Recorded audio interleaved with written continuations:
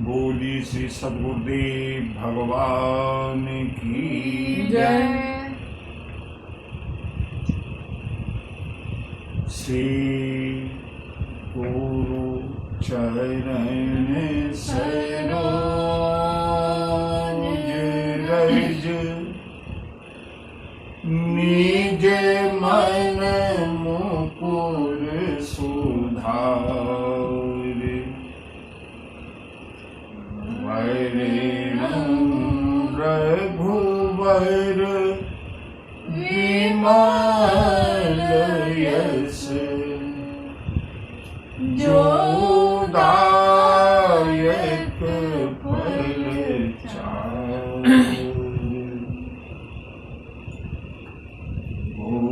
बुद्धिहीन तनु जानिके सुमिरौं पवन कुमार बल बुद्धि विद्या देहु मोहि हरहु कलेश विकार। प्रेम के साथ 2 बार हरि नाम संकीर्तन दिल से बोलेंगे, प्रेम से बोलेंगे और उसके बाद प्रभु इच्छा अनुसार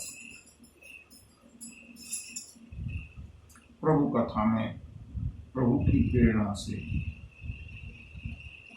यथासंभव जो भी सेवा होगी वो सब लोग मिलकर के उस सेवा को करेंगे। कोई गाने की सेवा करेगा, कोई सुनने की सेवा करेगा। उससे पहले 2 बार होगा नाम संकीर्तन। हरे राम राम राम सीता राम राम राम हरे राम राम राम सीता राम राम राम हरे राम राम राम सीता हरे राम राम राम सीता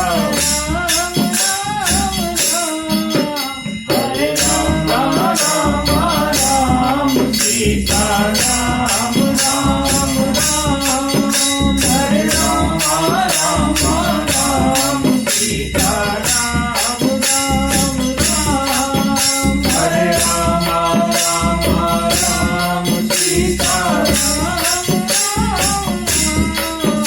हरे राम राम राम सीता राम राम राम हरे राम राम राम सीता राम राम राम हरे राम राम राम सीता राम राम राम हरे राम राम राम सीता राम राम राम हरे राम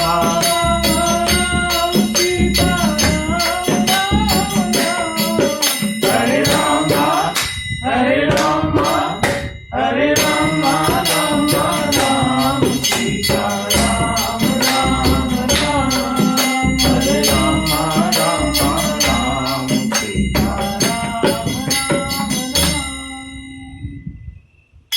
हरे राम राम राम सीता राम राम राम हरे राम राम राम सीता राम राम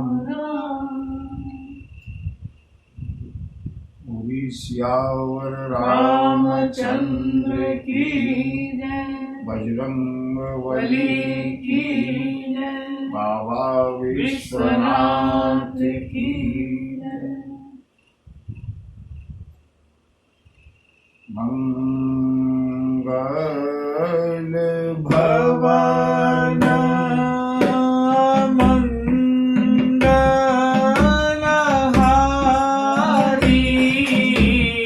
मंगल भवन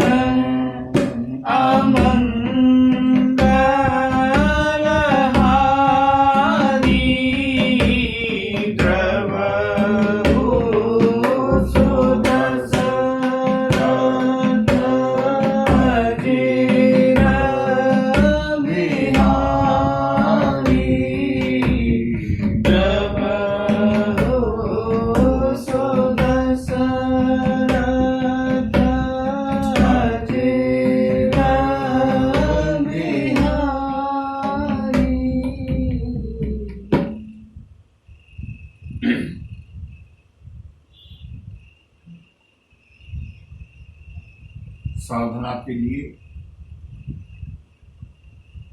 मन को एकाग्र करने के लिए बड़ी पावन झांकी है बंधुओं। उसकी झोपड़ी है,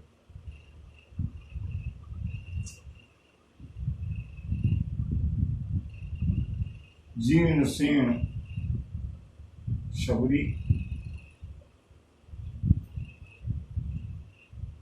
अर्ध वस्त्रों में लिपटी हुई,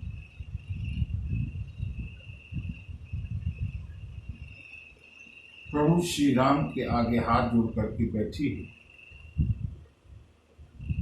प्रभु श्री राम और लक्ष्मण उसके आसन पर विराजमान हैं।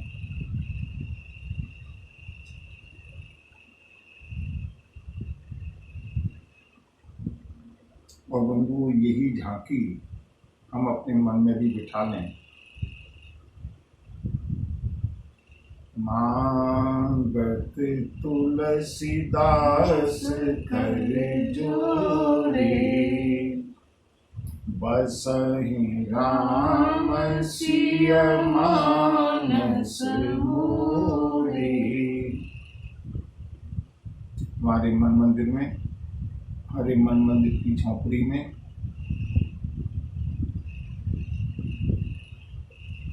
प्रभु विराजमान हो।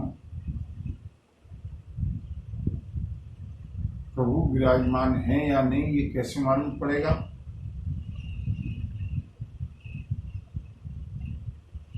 प्रभु आनंद स्वरूप है।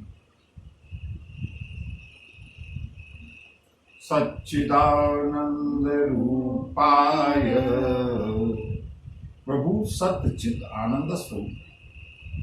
अगर प्रभु हमारे अंतःकरण में, वैसे तो प्रभु जर्रे जर्रे में है, ऐसे कोई स्थान नहीं है जहां मेरे प्रभु नहीं है।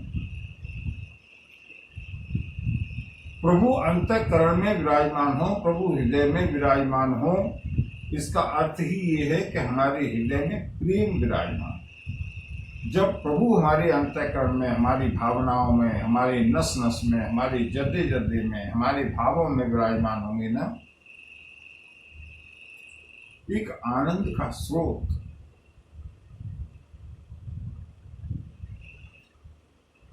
एक मीठे मीठे आनंद का स्रोत हमारे जीवन में झरने लगेगा।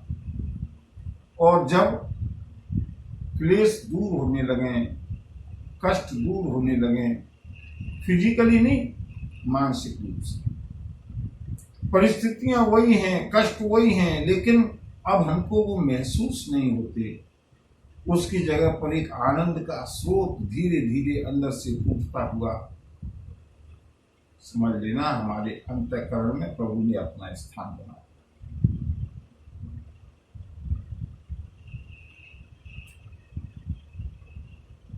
बंधु, आज प्रयास करेंगे कि सभी को प्रभु श्री राम का उपदेश पूरा हो।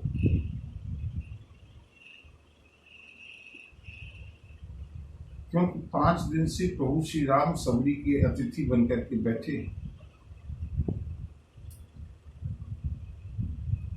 नवदा भक्ति का उपदेश करते हुए मेरे राम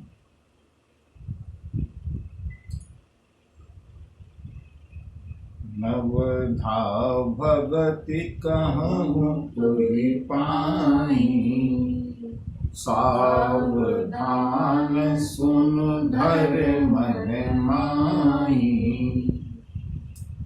प्रथम भगति संतन कर संगा, दूसरी रति मम कथा प्रसंगा। राम सिया राम, सिया राम, जय जय राम। राम सिया राम, सिया राम, जय जय राम। बंधु, 4 भक्तियों तक का हमने संक्षेप में कल प्रभु श्री राम का प्रवचन सुना था। मैं बार बार रिपीट इसलिए कर रहा हूं कि श्री रामचरितमानस में इससे ज्यादा महत्वपूर्ण आख्यान बहुत हैं, लेकिन हम गृहस्थों के लिए, हम साधकों के लिए प्रभु के श्रीमुख से दिया गया ये सुंदर प्रवचन अत्यंत महत्वपूर्ण है। पहली भक्ति प्रभु ने बताई है संतों का संग,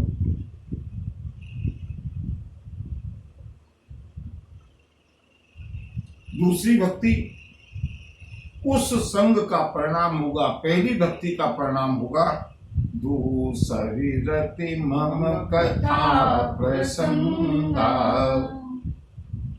संसार की व्यथा से उपरति यानी वैराग्य, और प्रभु की कथा में रति, चाप, उत्सुकता, उत्कंठा।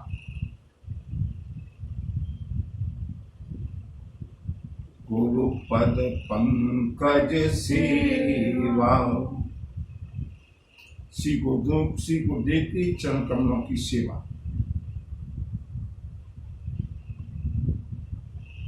गुरुदेव शरीर हैं ये सोच करके नहीं, गुरुदेव शरीर छोड़ भी जाए फिर भी मेरे गुरुदेव कहीं गए नहीं हैं, ऐसा भाव दृढ़ अपने मन में रख करके, क्योंकि मेरे गुरुदेव तो साक्षात ब्रह्म का स्वरूप है। गुरु पद पंकज सेवा, लेकिन अभिमान छोड़कर तीसरी भगति अमान,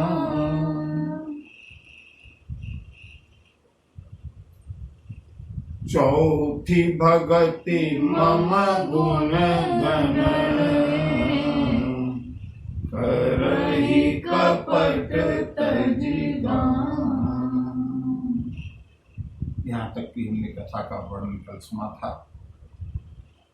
भगवान कहते हैं चौथी भक्ति है सबरी, मेरे गुणों को। अब आप कहेंगे दूसरी भक्ति में और चौथी भक्ति में क्या अंतर है? दोनों एक ही जैसी लगती हैं।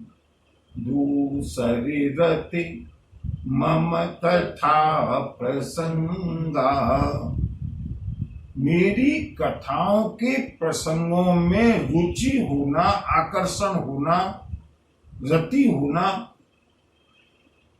ये दूसरी भक्ति है।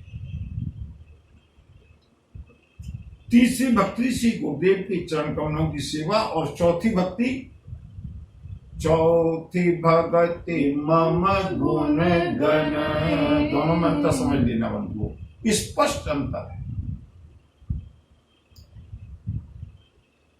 देखने में लगता है कि दोनों भक्ति एक सी हैं, और भक्ति तो सभी एक सी है, लेकिन दोनों भक्तियों में कितना बारीक अंतर है, समझ में आ रहा है क्या? दूसरी भक्ति में और चौथी भक्ति में क्या अंतर है? दूसरी भक्ति दूसरी रति मम कथा प्रसंगा, और चौथी भक्ति चौथी भगति मम गुण गण, करहि कपट तजिगान। क्या अंतर है दोनों में? बताओ। दूसरी भक्ति और चौथी भक्ति में क्या अंतर है? बड़ा प्यारा सा अंतर है, बड़ा बारीक सा अंतर है। उत्तरोत्तर बढ़ती हुई भक्तियां हैं। दूसरी भक्ति में कथा के प्रसंगों में रति होना, कथा के प्रसंग का मतलब है प्रभु के चरित्र, प्रभु की लीलाओं में उत्कंठा होना, आकर्षण होना, रति होना, प्रेम होना। चौथी भक्ति भी वही है, उसमें थोड़ा सा अंतर है। चौथी भगति मम गुण गण। अब कथा प्रसंग नहीं रह गई। श्री राम का जन्म हुआ, श्री राम का विवाह हुआ, श्री राम ने धनुष तोड़ा, श्री राम ने अहिल्या का उद्धार किया, श्री राम का वनवास हुआ, श्री राम सबरी के आश्रम पर आए, गिरिराज जटायु का उद्धार किया, केवट का उद्धार किया, ये कथा प्रसंग है। पहले हमारी रति, पहले हमारा मन इन कथा प्रसंगों में लगेगा, और जब इन कथा प्रसंगों में लग करके प्रभु का हो जाएगा, फिर इन कथा प्रसंगों की भी आवश्यकता नहीं है। ऐसा नहीं है कि कथा प्रसंग गौड़ हो गए। कथा प्रसंग वो हमेशा वंदनीय है, हमेशा स्मरणीय है, हमेशा चर्चा करने योग्य है। लेकिन इससे अगली भक्ति चौथी भगत मम गुण गण, मेरे गुणों को। अब उसमें से जो कथानक था वो निकल गया।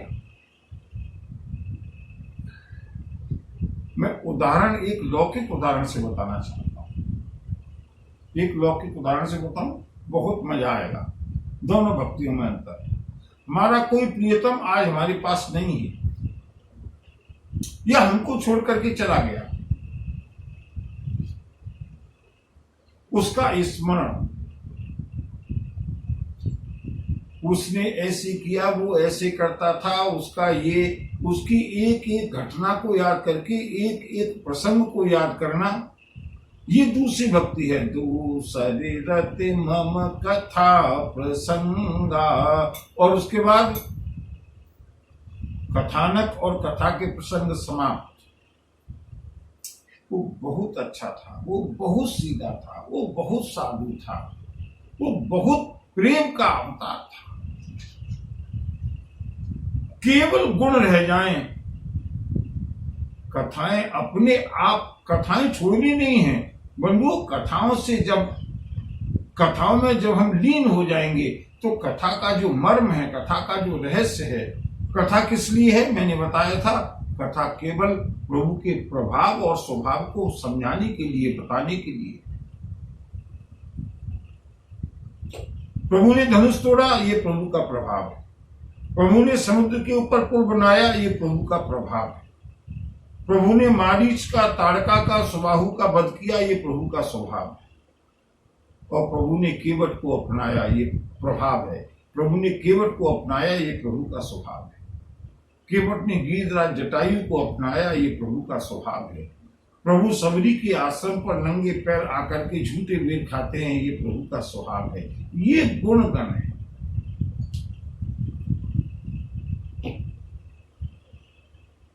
हरि तुम बहुत अनुग्रह कीना, हरि तुम बहुत अनुग्रह कीना। ये है गुणगण। हरि तुम बहुत अनुग्रह कीना, हरि तुम बहुत अनुग्रह कीना। साधन धाम विबुध दुर्लभ तन, साधन धाम विबुध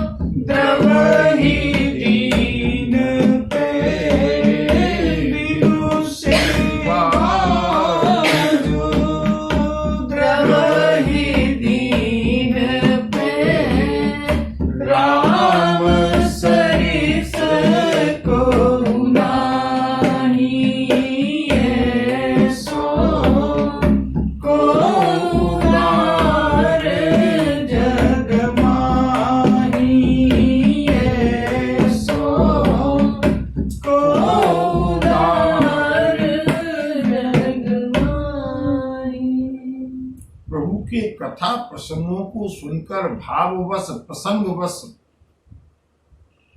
पुलकित हो जाना, नेत्रों में अश्रु आना, ये बड़ी सौभाग्य की बात है। बंधुओं, संसार की लौकिक लीलाओं को देखते देखते तो हम रोते रोते जाने कितने जन्म निकल गए। प्रभु के प्रसंगों को सुन करके पुलकित हो जाना बहुत अच्छी बात है, लेकिन प्रसंग भी न हो, कथा भी न चल रही हो, केवल प्रभु की याद करके, प्रभु की करुणा को, प्रभु की कृपा को, प्रभु की दयालुता को, प्रभु के अपनत्व को, प्रभु के वात्सल्य को स्मरण करके और बंधु एकांत में तकिया पर सिर रख करके, चादरा ओढ़ करके सुबकना, रोना, ये है चौथी भगति मम धुन गन करहि कपट तजि गान। गान तो कालनेमी ने भी किया था, बहुत अच्छा किया था, लेकिन कपट के साथ नहीं। मुझे दक्षिणा मिल जाए इसलिए नहीं, मैं श्रोताओं को रिझा लूं इसलिए नहीं, मेरा यश हो जाए इसलिए नहीं।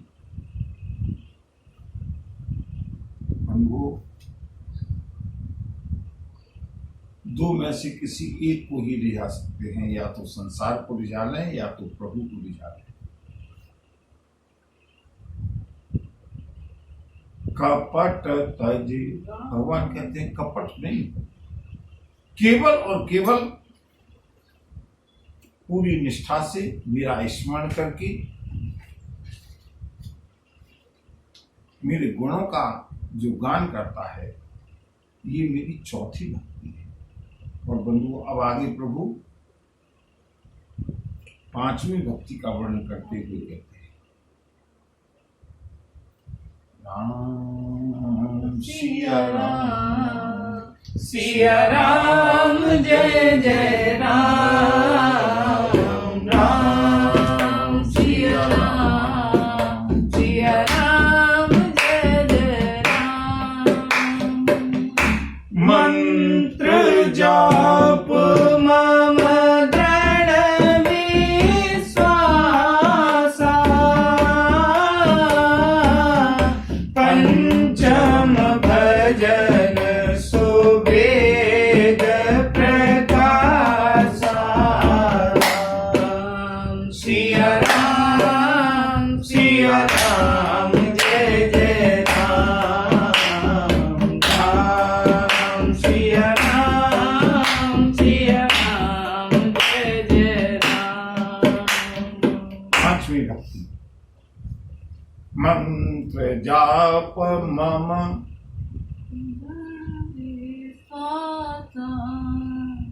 मंत्र का जाप,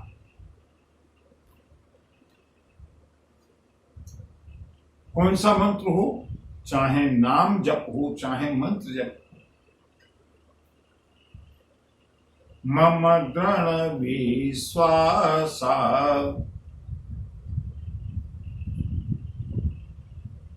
बंधु, यहाँ ये भक्ति पर आकर के शायद हम लोग कहीं ना कहीं कमजोर पड़ जाते हैं। भगवान कहते हैं मेरा दृढ़ भरोसा,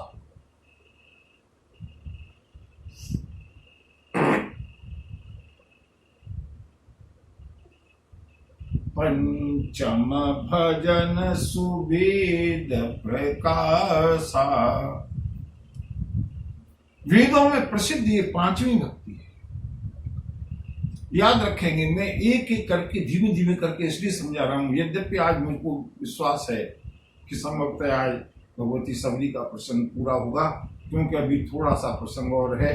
मैं सोच रहा हूं कि इस शतक को पूरा होते होते अरण्यकांड का विश्राम हो जाए।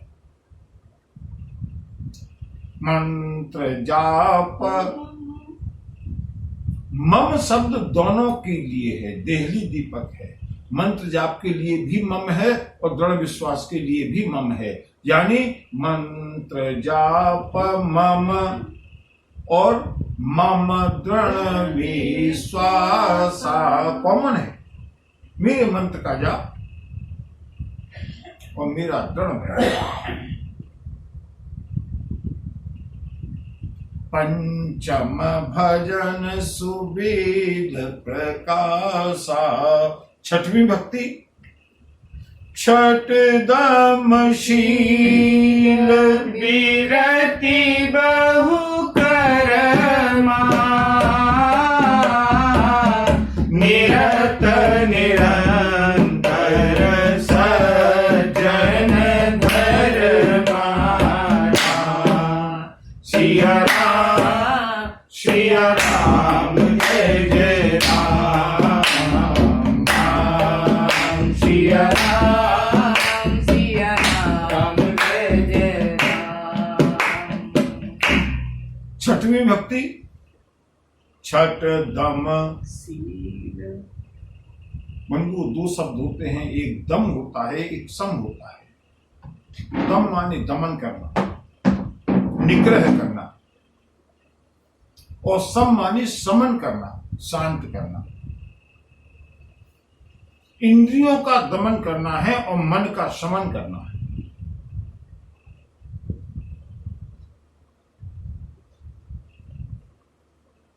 अगर मन का समन हो गया तो इंद्रियों का दमन स्वतः हुए। बंधुओं, आजकल के सामाजिक प्रदूषण के लिए ये बहुत आवश्यक है, अति आवश्यक है। आज के बढ़ते हुए आपराधिक वातावरण में मैं ये नहीं कहता कि सब लोग नवदा भक्ति को प्राप्त करें, आध्यात्मिक ऊंचाइयों को, जिनको जितनी श्रद्धा है, जितना संस्कार है वो करेंगे, लेकिन समाज कैसे भयमुक्त रहे, समाज कैसे अपराध मुक्त रहे, बड़ा कष्ट होता है बंधु। इसलिए मैं इस बात को दोहरा रहा हूं। जैसे जैसे इलाज किया जाता है वैसे ही वैसे रोग बढ़ता है।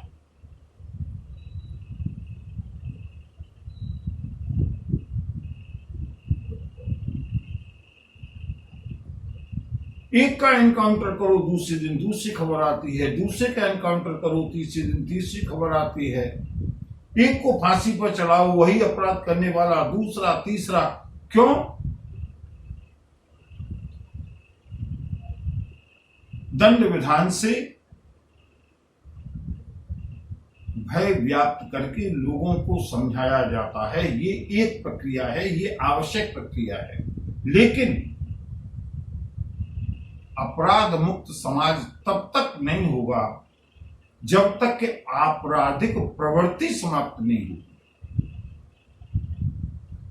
और आपराधिक प्रवृत्ति समाप्त करने का तरीका छठ दम शील विरति बहु करमा,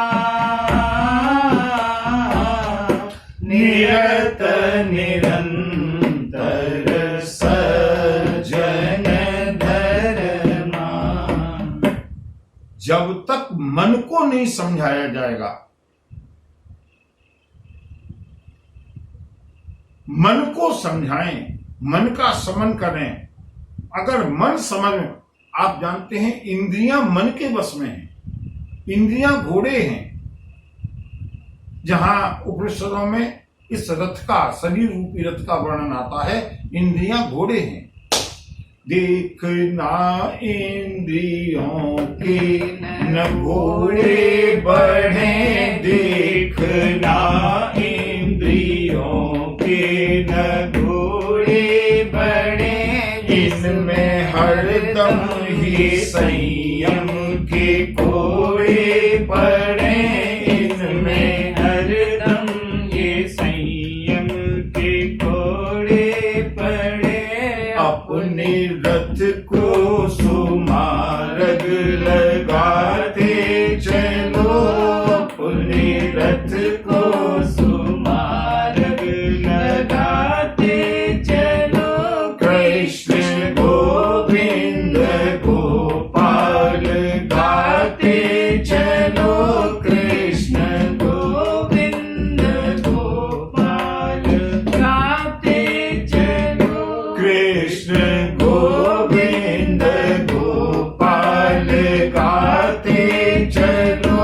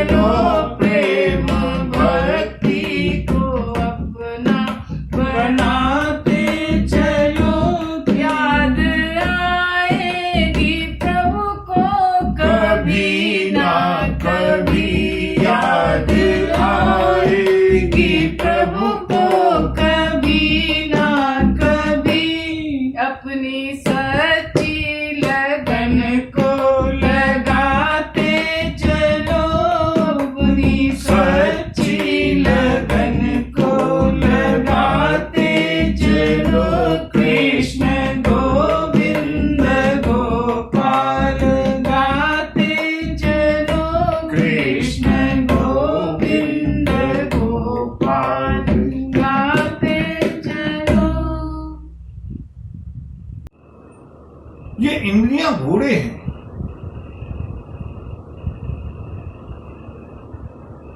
लेटे लेटे कभी, बैठे बैठे कभी किसी इंद्री की कोई इच्छा नहीं होगी आज अमुक चीज चखनी है, आज अमुक व्यंजन खाना है, आज अमुक जगह पर जाना है, आज अमुक काम करना है, आज अमुक को स्पर्श करना है। जितनी भी ये अपराध होता है इंद्रियों से। अपराध किससे होता है? क्यों अपराध किससे होता है? इंद्रियों से। चाहे वो अपहरण हो, चाहे वो चोरी हो, चाहे वो किसी भी प्रकार का अपराध हो, अपराध करने वाली हैं इंद्रियां, और इनसे अपराध कराने वाला जो इनका बॉस है, जो डॉन है, वो है मन। अगर मन हमारा निग्रह है, अगर मन हमारा वश में है, अगर मन हमारा कंट्रोल में है, क्या मजाल है कि हमारी इंद्रियां कोई अपराध कर जाए? क्योंकि चिंतन मन से होता है। इसलिए मन का समन। बंधुओं, मन दमन करने से मानने वाला नहीं, मन को समझाना पड़ेगा। हमारे यहां संत परंपरा में किसी ने मन को डांटा नहीं है, किसी ने इंद्रियों को भी डांटा नहीं है, केवल समझाया है, प्यार से समझाया है। और मैं समझता हूं कि प्यार की जो पुचकार होती है वो दंड की फुफकार से ज्यादा मजबूत होती है, ज्यादा ताकतवर होती है। दंड फुफकारता है और प्यार पुचकारता है।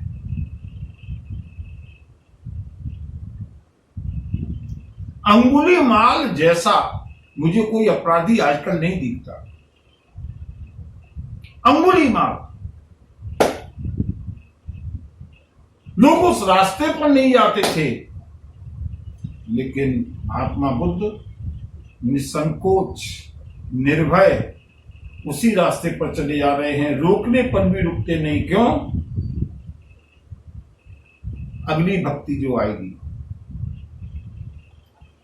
सर्वत्र प्रभु ही है, और जो भी कुछ होना है, मम दृढ़ विश्वासा, जो होना है वो होगा। सर्वत्र मेरे प्रभु की ही का ही स्वरूप है। प्रभु की जो प्रेरणा जिसके लिए होगी वो होगी। और बंधुओं, वो अंगुलीमाल भगवान बुद्ध का सबसे प्रिय शिष्य बना, भिक्षु बना। वाल्मीकि की कथा तो सभी ने सुनी है। रत्नाकर डाकू था, उल्टा नाम जपा जग जाना, और वाल्मीकि भय ब्रह्म समाना। किसके कारण? सत्संग के कारण, संग के कारण। कोई भी व्यक्ति अगर अपराधी बन रहा है तो क्यों उसकी काउंसलिंग की जाए? मेरा अपना विचार है, मेरी अपनी भावनाएं हैं। क्योंकि वो समाज को देख करके थोड़ा कष्ट होता है, और फिर उसको समझाया जाए। मन को समझाओ। बंधुओं, गोस्वामी जी ने मन पछी तई है अवसर बीते, मन पछी तई है अवसर बीते, दुर्लभ देह पाई हरि पद भज, दुर्लभ देह पाई हरि पद भज, कर्म वचन रुहीते, मन पछी तई है अवसर बीते। पद में, एक एक पंक्ति में पूरा का पूरा दर्शन छिपा है। यहाँ गोस्वामी जी मन को समझा रहे हैं और मन से कह रहे हैं, मन अगर तू चाहे तो कर्म भी सुधर जाए, वचन भी सुधर जाए, अंतःकरण भी सुधर जाए। कर्म वचन, और कर्म किससे होता है? इंद्रियों से। मन को समझाओ, देखो तुम्हारे मतलब की चीज ये है। मैं केवल प्रभु कथा की बात नहीं कह रहा। प्रभु कथा में अगर किसी को बहुत अधिक रुचि नहीं है, कोई बात नहीं, उसको उसके मतलब की बात बताई जाए। देखिए, मन को समझाओ। आदिगुरु शंकराचार्य ने समझाया, जिह्वे रसगे मधुर प्रिया त्वं, जिह्वे रसगे मधुर प्रिया त्वं, सत्यं हितं त्वां परमं वदामि, आवरणयेथा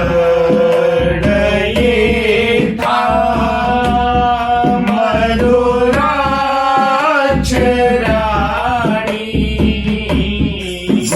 गोविन्द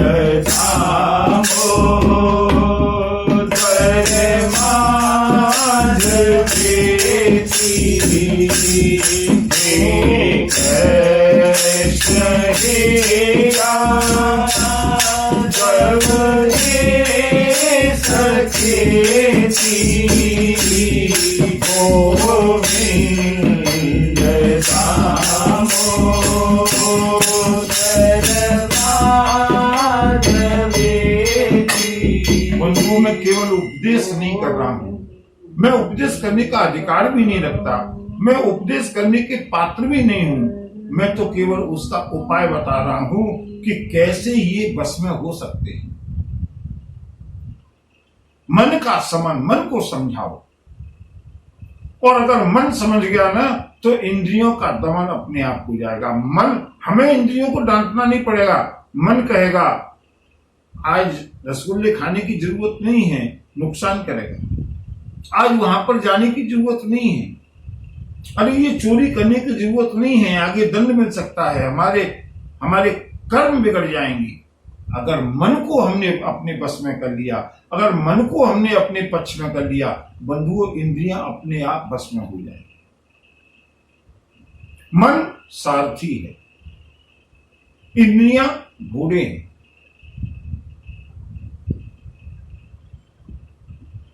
इन इंद्रियों को मन बस में करता है। मन चाहे तो बस में कर ले और चाहे तो उनकी लगाम को इतना ढीला छोड़ दे। जब इंद्रियां मन के ऊपर हावी हो जाएंगी बंधुओं, रथ को चाहे कहीं ले जाकर के गड्ढे में गिरा देंगी। छठ दम, छठवीं भक्ति इंद्रियों का दमन। शील, अच्छा स्वभाव। विरते बहु कर्मा, अनेक प्रकार के कर्मों से वैराग्य। निरत, निरंतर, जो बाहरी यात्रा है उससे वैराग्य। लेकिन निरत निरंतर सज्जन धर्मा,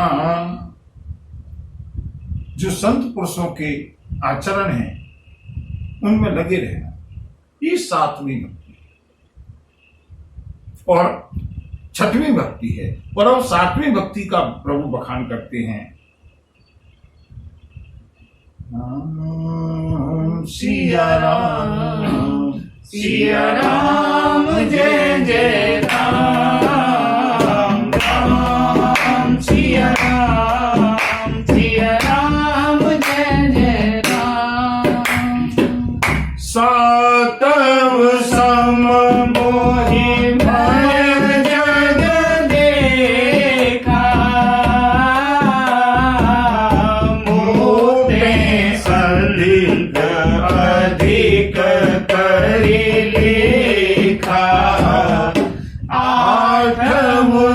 था लाभ संतोषा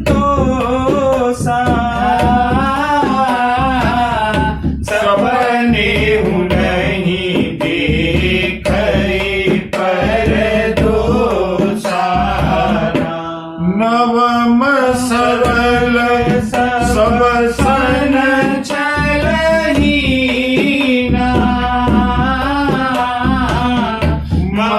भरोस हिया हरस नदीना राम सिया राम सिया राम जय जय राम राम सिया राम जय जय राम।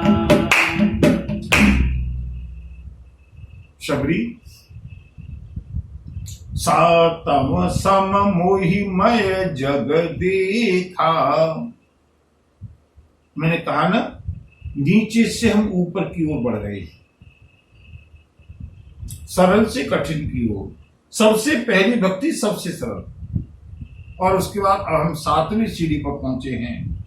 सातम सम, समान भाव से मोहिमय जग देखा।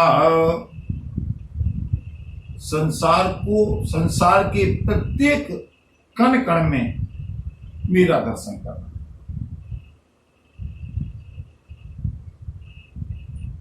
ईश दृष्टि होना, प्रभु दृष्टि होना।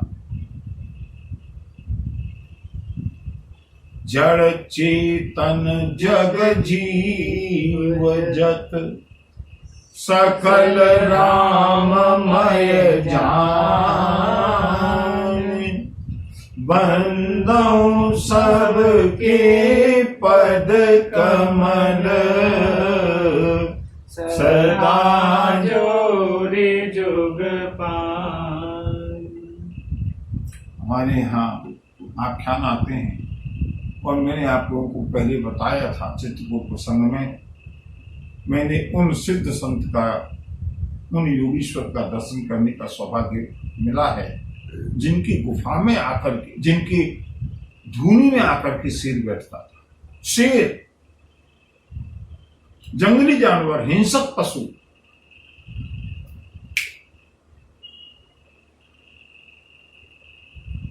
क्यों? हिंसक पशु की भी वृत्तियां अपने आप मुड़ गईं संत के संपर्क में आने पर। बंधुओं, जब संत के संपर्क में आने पर एक हिंसक पशु भी अहिंसक बनकर के बैठ सकता है।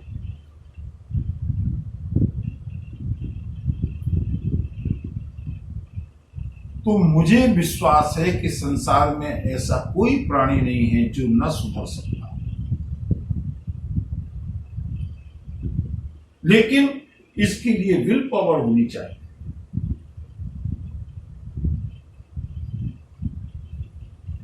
प्रभु दृष्टि, राममय दृष्टि, किसी से कोई छल नहीं, कोई द्वेष नहीं, कोई कपट नहीं। अरे चेतन को छोड़ो, जड़ चेतन जो भी कुछ है, जग जीव जत, सर्वत्र मेरे प्रभु हैं। वासुदेव सर्वमिति स महात्मा सुदुर्लभ। श्रीमद् भगवद गीता में प्रभु कहते हैं, अर्जुन, वो महात्मा अत्यंत दुर्लभ है जिसकी दृष्टि वासुदेव सर्वमिति। एक साधु थे, गुंडों ने आकर के सोचा बाबा के पास कुछ मिल जाएगा, उनके ऊपर अटैक कर दिया।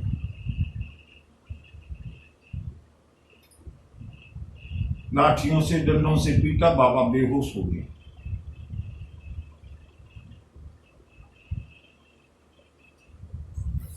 बाबा को ले जाकर के बाबा जीवित बच गए किसी कारण से। बाबा को ले जाकर के हॉस्पिटल में एडमिट कर दिए।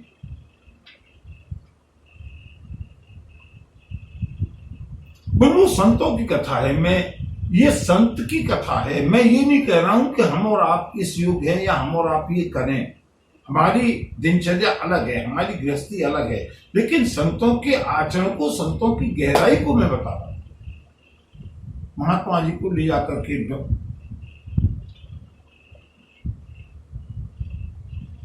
डॉक्टर के यहाँ एडमिट कर दिया हॉस्पिटल में। महात्मा जी को होश आया। जैसे ही डॉक्टर आया, महात्मा हंसने लगे। डॉक्टर साहब ने पूछा, बाबा जी आप मुझे देख करके हंस क्यों रहे हैं? बाबा जी ने कहा, कुछ नहीं, वैसे ही हंसी आ गई। फिर भी बताना पड़ेगा। नहीं कुछ नहीं, कोई बात नहीं। बाबा ये तो बताओ क्यों हंसे, क्यों मुझे देख करके? बाबा ने कहा, हंसी इसलिए आ गई कि कल डंडा लेकर के मार रहे थे और आज इलाज करने के लिए आ गए। अगर इलाज ही करना था तो पीटा क्यों था? डॉक्टर को लगा बाबा का दिमाग कुछ चल गया। लेकिन महात्मा को तो उन पीटने वालों में भी वही दिखाई दे रहा था और डॉक्टर में भी वही दिखाई दे रहा था। डॉक्टर ने कहा, भाई बाबा का ठीक नहीं है, ऐसा करो कम से कम इनकी रिपोर्ट पुलिस वालों को बुला करके इनका बयान दर्ज कराओ। पुलिस वाले आए, बाबा देख करके और जोर से हंसे। अच्छा बताओ बाबा, तुम पहचानते हो किसने मारा? बाबा बोले, हाँ पहचानते। बोले कौन, किसने मारा? बाबा हंसने लगे, बोले नाम नहीं बताऊंगा। बोले बताओ तो। बोले भेष बदल बदल के आते हो, पहले मुझे पीटा, फिर मुझे इलाज करने के लिए आए, अब मेरी रिपोर्ट लिखवाने के लिए आए हो। बंधुओं, ये भले ही आप लोगों को चुटकुला लगे, लेकिन इस तरह के संतों का दर्शन मैंने किया है। प्रभु दृष्टि सर्वत्र। आप लोगों ने वो कथा तो खूब सुनी है ना। नामदेव जी कुत्ते को भी प्रभु देख करके, सूखी रोटी लेकर के भाग रहा है कुत्ता, उसके पीछे घी की कटोरी लेकर के जा रहे हैं। मेरे प्रभु सूखी रोटी मत लो, ये मैं घी है ना, घी से चिपड़ करके तुमको खिलाता। सातम सम मुहिमय जग देखा, मोते अर्थ अधिक कर लेखा। लेकिन बंधु ऐसे संत तो किसी भाग्यशाली को मिलेंगे। कहीं कोई पागल पड़ा होगा, दीवाना पड़ा होगा, जिसे लोग दीवाना कहते होंगे। जरूरी नहीं है कि चकाचौंध में चांदी के सिंहासन पर बैठे हों। चांदी के सिंहासन पर बैठने वाले भी ऐसे संत हैं। और बंधुओं, कहीं पागल बनकर के, दीवाने बनकर के घूमने वाले भी, कोई पागल कहे या दीवाना कहे, कोई पागल कहे या दीवाना कहे, चाहे मूर्ख ये सारा जमाना कहे।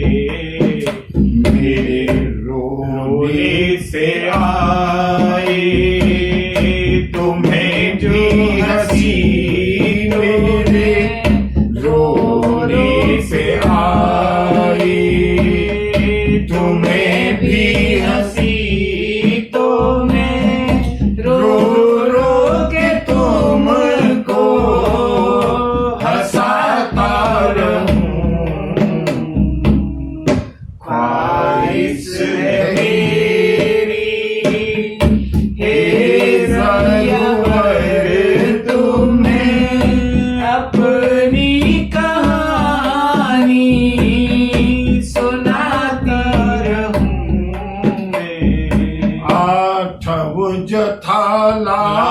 संतोषा। संपूर्ण भक्ति है ये।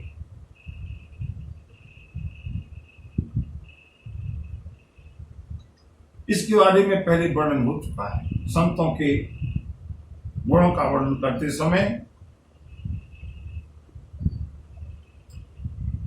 संतुष्ट सततम योगी यतात्मा दृढ़ निश्चय। श्रीमद् भगवद गीता से मैंने कोट किया था बंधुओं। संतुष्ट है, जो संतुष्ट है, जो मिल जाए।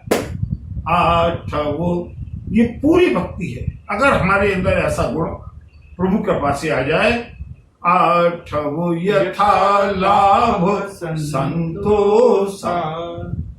सपने हो नहीं देख ही पर दोषा। स्वप्न में भी दूसरों के दोष की वो दृष्टि न जाए। दोष तो मेरे अंदर ही बहुत है। बुरा जो देखन में चला, बुरा न मिलिया कोई। और जो दिल खोजा अपना, तो मुझसे बुरा न कोई। बंधु, दूसरों में दोष दृष्टि रखना निकालना बहुत आसान है। गृहस्थ कहते हैं संत बिगड़ गए, संत कहते हैं गृहस्थ बिगड़ गए, प्रजा कहती है राजा बिगड़ गया, राजा कहती है प्रजा कानून का पालन नहीं कर रहा। एक दूसरे के ऊपर एक वायवेला मचा हुआ है। क्यों? अपनी ओर कोई नहीं देख रहा।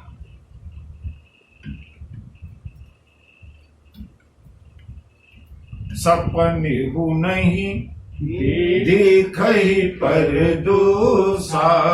साधु ऐसा चाहिए जैसा सूप सुभाए। सार सार को गही रहे, तो था दे उड़ा।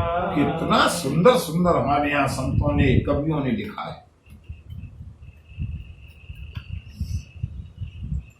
जड़ चेतन गुण दोषमय, विश्व कीन करता।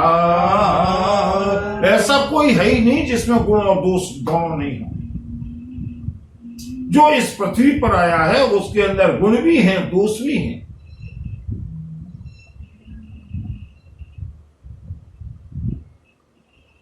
ये हमारी दृष्टि है कि हम उसमें से क्या लेते हैं। रावण जिसने श्री राम की पत्नी का अपहरण किया,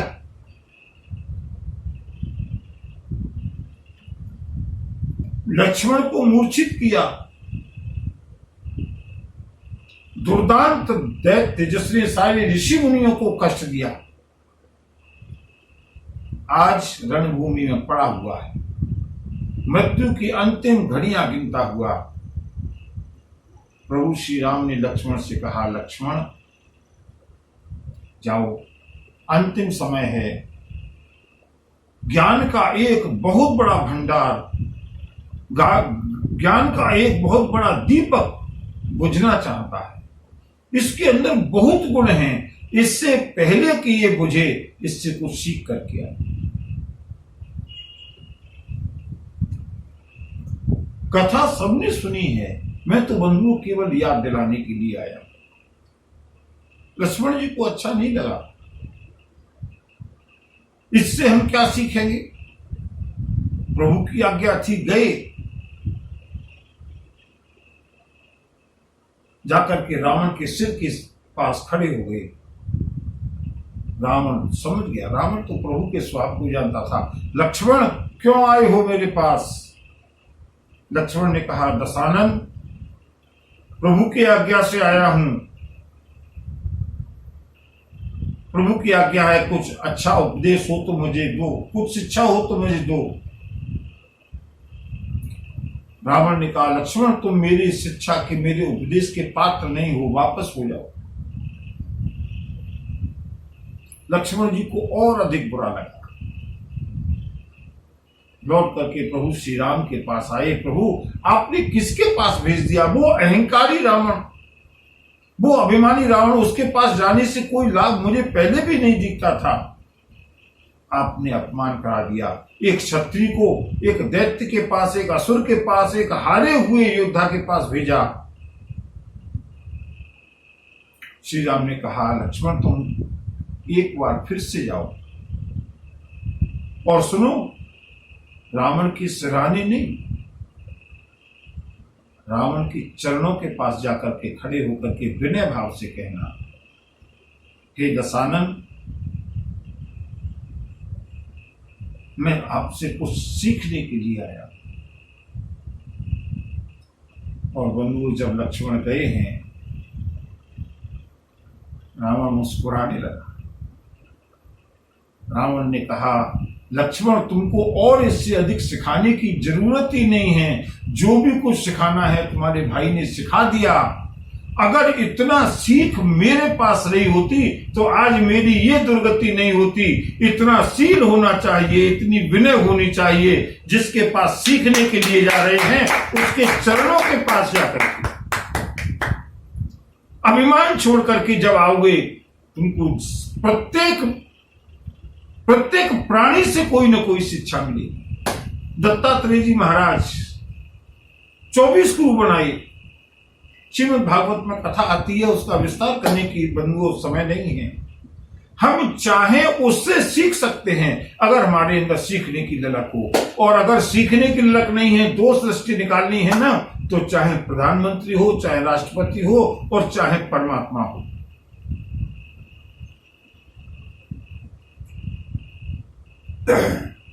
बंधुओं, लोगों ने परमात्मा में भी दोष देख लिए। हम और आप तो चीज क्या है? अमुक व्यक्ति के अंदर ये कमी है, उस व्यक्ति के अंदर ये व्यसन है, उस व्यक्ति के अंदर ये कमी है, उसके अंदर ये कमी है, उसके अंदर लोभ है, उसके अंदर यश की कामना है। अरे बंधुओं, जड़ चेतन गुण दोषमय विश्व कीन करता। केवल आध्यात्मिक ऊंचाइयों के लिए ही नहीं, हमारी लौकिक जीवन को सुखद बनाने के लिए भी एक सरल तरीका है बंधुओं। जहां कहीं जिस किसी से जो भी कुछ सीखना है सीख लें।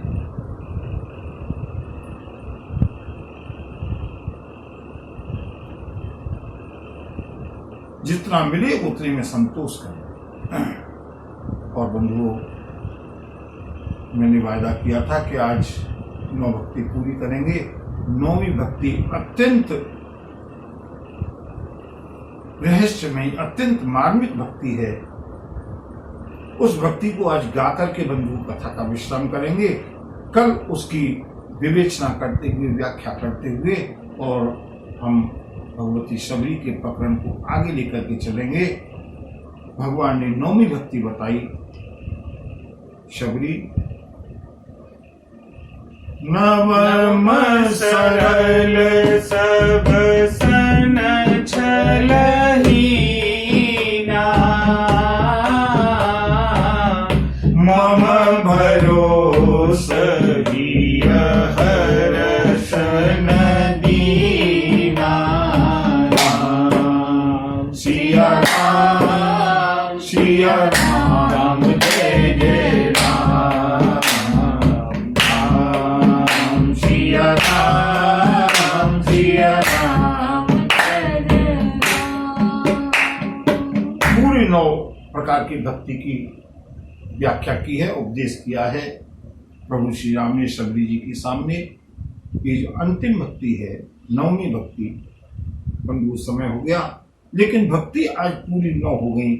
इस अंतिम भक्ति का हम विवेचन और समझने का प्रयास करेंगे और उसके बाद कथा प्रसंग को प्रभु इच्छा के अनुसार आगे ले चलते हुए बोलिए भक्त वत्सल भगवान की जय। नमः पार्वती पतये हर हर महादेव।